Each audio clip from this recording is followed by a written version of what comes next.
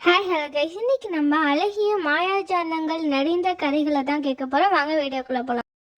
ஒரு ஒளியின் கதை. ஒரு காலத்தில் எல்லா உயிர்களும் ஒரே ஒளியிலிருந்து உருவானதென்று ஒரு ஐதீகம் இருந்தது. அந்த ஒளி பிரபஞ்சத்தின் மையத்தில் இருந்து எழுந்து எல்லா உயிர்களுக்கும் உயிர் கொடுத்தது. ஆனால் காலப்போக்கில் அந்த ஒளி சிதறத் தொடங்கியது.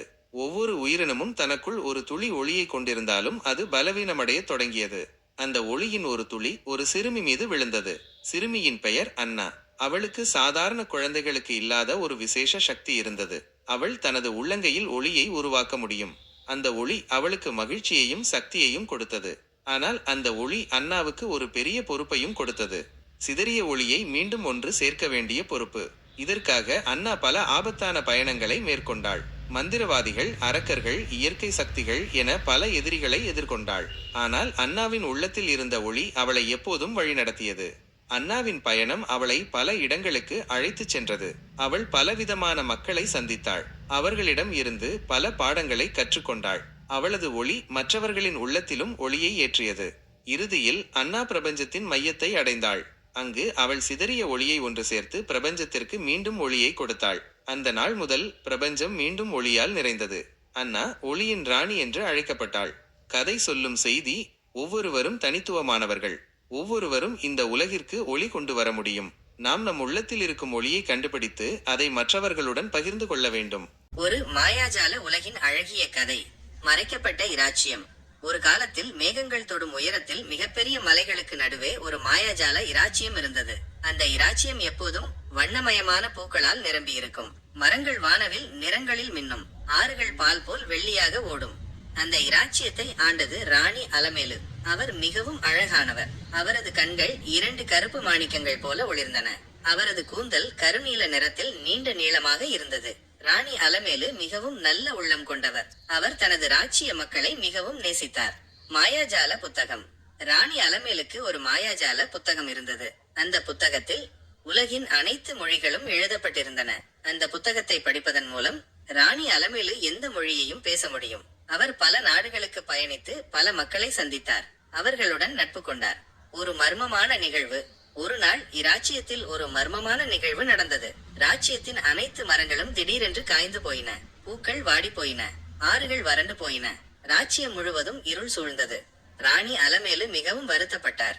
அவர் தனது மாயாஜால புத்தகத்தை எடுத்து என்ன செய்வது என்று யோசித்தார். அந்த புத்தகத்தில் ஒரு பழைய கதை இருந்தது. அந்த கதையில் ஒரு தீய சூனியக்காரி இந்த ராச்சியத்தை சபித்திருப்பதாக கூறப்பட்டது. சூனியக்காரியை தேடி ராணி அலமேலு தனது நம்பிக்கை மிக்க வீரர்களுடன் சேர்ந்து அந்த சூனியக்காரியை தேடி புறப்பட்டார். அவர்கள் பல காடுகளை தாண்டினர். பல மலைகளை ஏறினார்கள். ஆனால் சூனியக்காரியை கண்டுபிடிக்க முடியவில்லை. இறுதியாக அவர்கள் ஒரு இருண்ட காட்டில் ஒரு பழைய கோட்டையை கண்டார்கள். அந்த கோட்டையில்தான் சூனியக்காரி வசித்து வந்தாள். ராணி அலமேலு மற்றும் அவளது வீரர்கள் சூனியக்காரியை எதிர்த்து போரிட்டனர். ஒரு கடும் போராட்டத்திற்கு பிறகு அவர்கள் சூனியக்காரியை வென்று ராச்சியத்தின் மீது விழுந்த சாபத்தை நீக்கினர். மீண்டும் மகிழ்ச்சி. சூனியக்காரி தோற்கடிக்கப்பட்டதும் ராச்சியத்தில் மீண்டும் மகிழ்ச்சி திரும்பியது. மரங்கள் மீண்டும் பச்சை பசேலென்று காட்சியளித்தன. பூக்கள் மீண்டும் பூத்து குலுங்கின. ஆறுகள் மீண்டும் தண்ணீரால் நிரம்பின. ராணி அலமேலு மிகவும் மகிழ்ச்சியாக இருந்தார். அவர் தனது ராச்சிய மக்களுடன் இணைந்து ஒரு பெரிய விழாவை நடத்தினார்.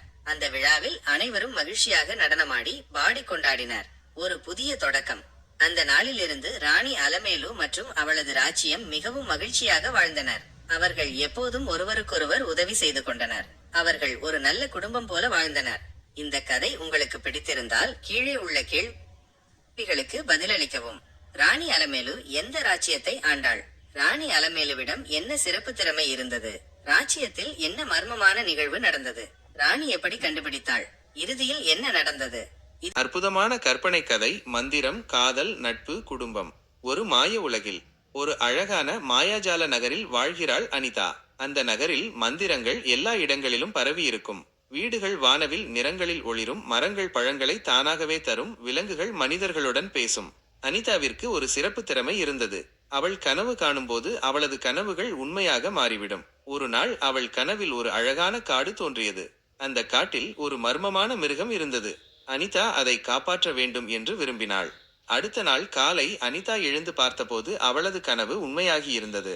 அவளது வீட்டின் பின்புறம் அந்த அழகான காடு இருந்தது. அவள் தைரியமாக காட்டுக்குள் சென்று அந்த மிருகத்தை தேடினாள். அந்த மிருகம் ஒரு காயப்பட்ட ஒற்றை கொம்பன் என்பதை அறிந்து கொண்டாள்.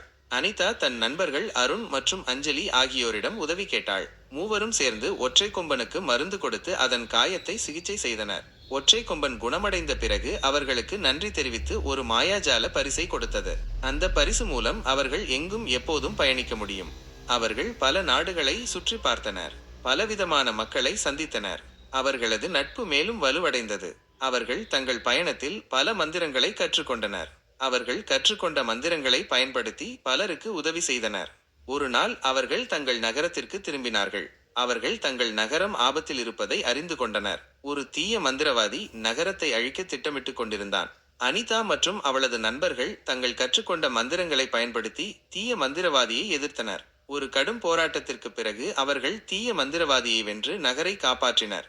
அன்று முதல் அனிதா, அருண் மற்றும் அஞ்சலி ஆகியோர் நகரத்தின் ஹீரோக்களாக கொண்டாடப்பட்டனர். அவர்கள் தங்கள் நட்பு மற்றும் மந்திர திறமைகளை பயன்படுத்தி எப்போதும் நல்ல காரியங்களையே செய்தனர்.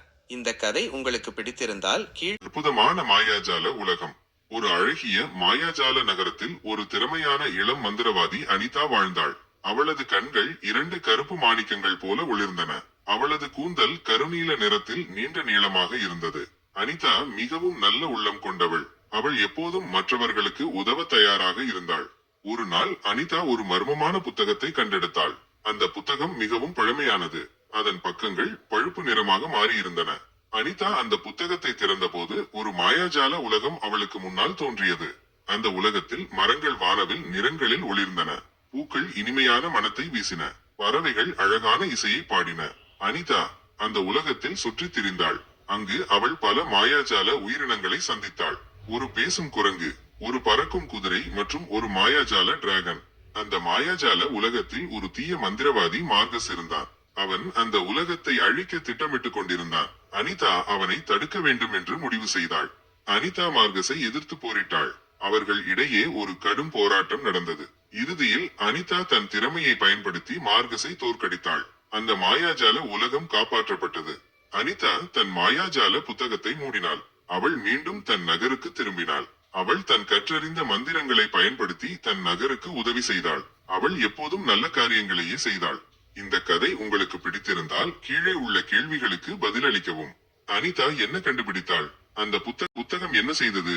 அந்த மாயாஜால உலகத்தில் யார் தீய மந்திரவாதி? அனிதா எப்படி மார்கஸை தோற்கடித்தாள்? இது ஒரு சிறிய தொடக்கம். இதே போல் அழகிய மாயாஜாலம், காதல், நட்பு, கிரைம் த்ரில்லர் ஸ்டோரி கேட்க இந்த சேனலை சப்ஸ்கிரைப் செய்யாதவர்கள் உடனே சப்ஸ்கிரைப் செய்து கொள்ளுங்கள். அப்படி உங்களுக்கு ரொம்ப பிடிச்சிருந்தா லைக் பண்ணுங்க, சப்ஸ்கிரைப் பண்ணுங்க, அந்த பெல் ஐகானை கிளிக் பண்ணுங்க. அப்பதான் நான் போடுற வீடியோ நோட்டிஃபிகேஷன் உங்களுக்கு